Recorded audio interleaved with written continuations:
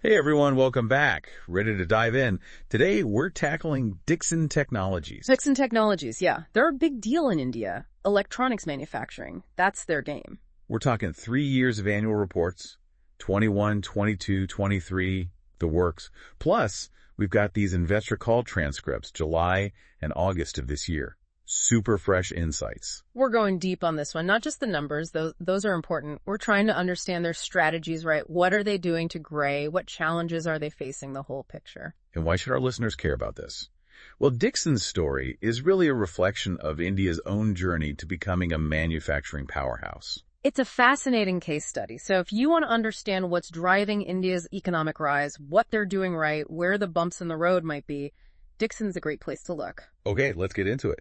Their annual report, they don't hold back. They call themselves one of the largest homegrown design-focused and solutions companies in India. Catchy, right. And it's true, they're huge. But it's key to remember, they're all about B2B, business to business. They're the ones behind the scenes making the stuff we use every day. We're talking LED TVs, washing machines, mobile phones, even those cool new wearables everyone's wearing. Chances are, if you've got a gadget, Dixon got a hand in making it. And they've been on a roll, too. Their consumer electronics division, their revenue jumped a crazy 34% in just 1 year. That's from their 2022 report. Wow, 34%. That's massive. Clearly, they're tapping into something big. India's smartphone market is exploding, and Dixon knows it. They're right there, riding that wave. Smart move. But it's not all been easy, right? I mean, there's always challenges in business, especially in a complex market like India. Oh, for sure. Their annual reports, they're pretty upfront about the hurdles. Supply chain problems, for one. Getting the parts they need on time at the right price, that's been tough. And then there's the rising cost of raw materials. Inflation's a beast. It's a global problem. Absolutely. And it hits some divisions harder than others. Their lighting products division, for example, they've really felt the pinch from those rising costs. Makes sense. Okay, so we've got this backdrop of impressive growth, but also some serious challenges. So what's Dixon doing to not just survive, but thrive? How are they playing this? Well, they're not the type to just sit back and wait, that's for sure. One thing they're doing is diversifying. Diversifying, like branching out into new areas. Exactly. They're moving beyond consumer electronics, stepping into things like industrial electronics, IT, telecom equipment, even making components for refrigerators and air conditioners. Wow, that's quite a range. But why these specific areas? What's the strategy there? It's all about higher margins. These new areas, they're less vulnerable to those wild price swings we see in consumer electronics, plus the profit potential. Way higher. So it's a calculated risk. They're playing the long game, trying to stabilize and boost their profitability. Smart. But they're not doing this alone, are they? You got it. Partnerships, collaborations, that's key in any business, but especially in such a cutthroat market. Their deal with Rexam, for example, that's huge. They're teaming up to make mobile phones. Rexam? Yeah, they're a big name. And I'm seeing their partnership with Boat, too. Boat's killing it in the Indian headphones and wearables market. Huge, especially with the younger crowd. Boat gets to scale up production, meet that insane demand, and Dixon, they get their foot in the door with a whole new customer base. Win-win. And speaking of big wins, didn't they land a massive order from Tecno? They did. That was back in 22. Big news in their annual report. Tecno is another mobile phone giant, and that order just goes to show they're attracting some serious players. It's a vote of confidence in their capabilities. But let's shift gears a bit. Today, it's not just about profits, right? What's their stance on sustainability and social responsibility? It's more important than ever, and it seems like Dixon gets that. They've been making a real effort to be a more responsible company. Okay, I like where this is going. What are they actually doing, though? Give me the specifics. Their annual reports, especially from 2023 and this year, they're really putting an emphasis on environmental protection and social responsibility. Music to my ears. So let's talk more action. That's what I like to hear. They're investing in energy efficiency, waste reduction, water conservation, real, tangible things. Plus, they're really serious about creating a positive and safe work environment for their employees. They're putting their money where their mouth is. Yeah, you see it more and more these days, companies realizing it's not just about the bottom line, it's about the bigger picture. Absolutely. Okay, but let's get back to this Boat partnership for a minute. I'm curious to hear more about this. What makes it so unique? Well, they're all about those trendy, affordable headphones and wearables, the ones that everyone's wearing these days. Right, they've really captured that youth market. Yeah. Smart move for Dixon to partner with them. Exactly. It's all about tapping into new markets, and both's got that cool factor, especially with younger consumers. They're everywhere. Okay, we've got to talk about their foray into the smartphone market. That's a whole other animal. It's a tough market, that's for sure. Super competitive. India is the second largest smartphone market globally. There are already so many players. What chance does Dixon have? It's all about strategy, right?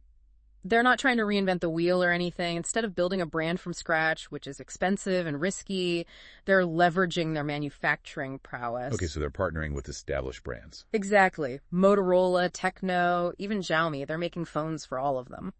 So they get to ride the coattails of these well-known brands. It's a smart way to break into a crowded market. And it plays to their strengths. They've got the manufacturing capabilities, the design expertise. They can handle large-scale production without breaking a sweat. Okay, that makes sense. They're basically positioning themselves as the go-to manufacturer for these big players. So they're in the game, but what about the bigger picture?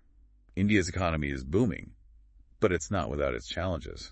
You're hitting on a crucial point. Inflation, for example, that's a global issue right now, and it impacts everyone. And then there's the issue of currency fluctuations.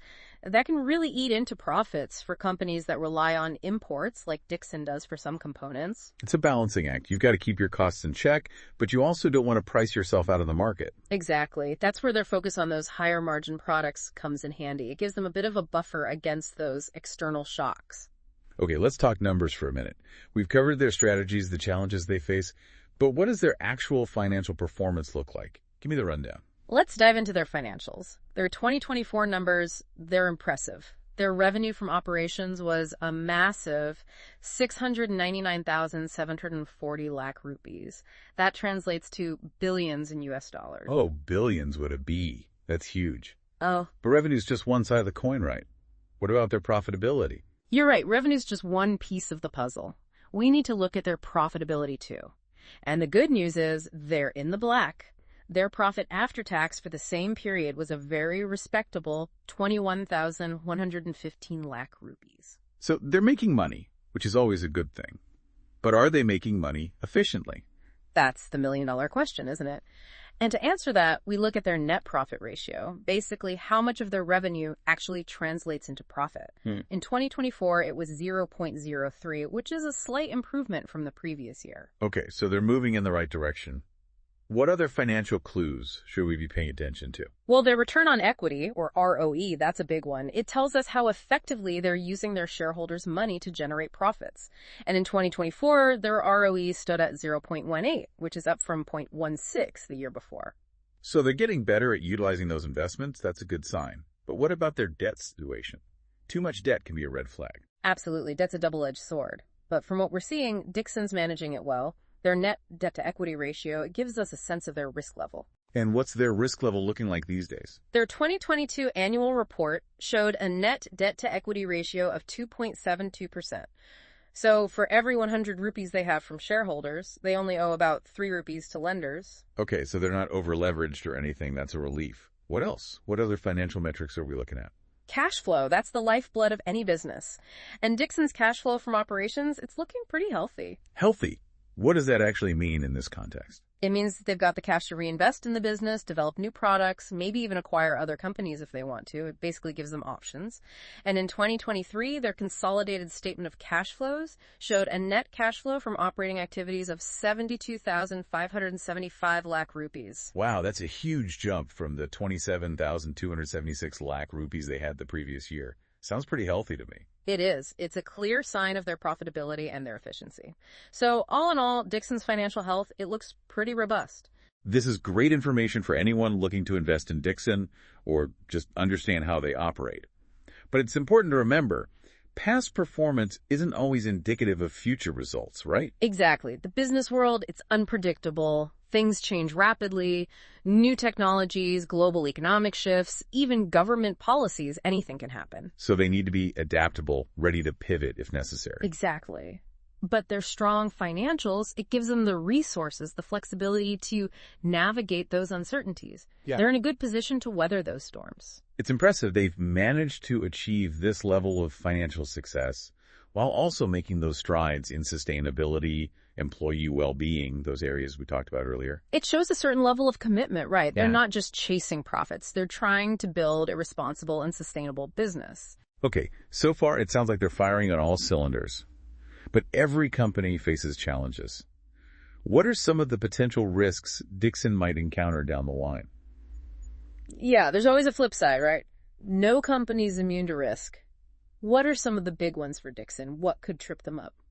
Well, competition's a biggie. We've said it before. The Indian electronics market, it's crowded. Local players, global giants, everyone wants a piece of that pie. And that pie's only getting bigger, right? With India's economy growing, more people can afford the latest gadgets. So how does Dixon stay ahead in this cutthroat race? Innovation's key. That's why they're pouring money into research and development. Got to stay ahead of the curve, especially in tech. What's hot today might be obsolete tomorrow. It's like a constant game of leapfrog. Exactly. But they're not just relying on their own R&D. Those partnerships we talked about, those are crucial too. Right, aligning with those global tech giants gives them access to cutting-edge stuff. Think about it. They get the tech, the expertise, and they can scale up production quickly. It's a smart move, definitely. But even with the best tech and the smartest partnerships, there's still the issue of those global supply chains.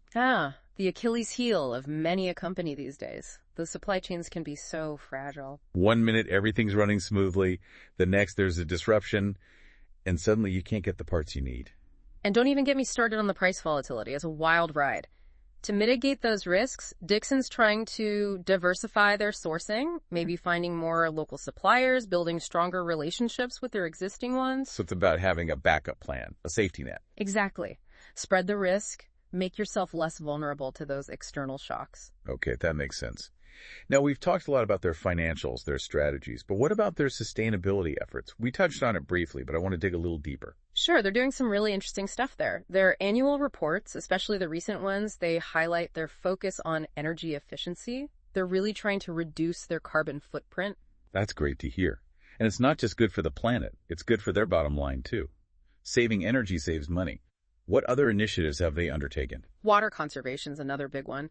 Their 2023 report, they talk about installing rainwater harvesting systems at some of their facilities, even setting up sewage treatment plants. Wow, that's impressive, especially in a country like India where water scarcity is a serious concern.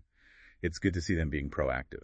It shows they're thinking long-term, considering the environmental impact of their operations. And it's not just the environment they're focused on. They're also prioritizing their employees' well-being, making sure they have a safe and healthy work environment. It's all connected, isn't it? A happy and healthy workforce is a more productive workforce. Plus, these days, investors and consumers alike are demanding more from companies. It's not just about profits anymore. People want to support businesses that align with their values. Okay, but let's loop back to their future plans. We know they've got big goals. Right, like that ambitious target of becoming a mobile phone manufacturing giant. They're aiming high, that's for sure. They're not shy about it. And it's not just about making phones for the Indian market. They're looking to expand their exports too. Which makes sense, given the size and potential of the global smartphone market. Absolutely. And remember those other sectors we talked about. Industrial electronics, automotive, they're making moves there too. Right. Those sectors are poised for massive growth, especially as India continues to develop and modernize. And here's the kicker. Those sectors typically have higher profit margins than consumer electronics, which is good news for their bottom line. More money to reinvest, more resources for innovation, and more growth. It's a virtuous cycle. But it's not going to be easy, right? There are always challenges when you're entering new territory. Totally. It's one thing to have a plan, it's another to execute it.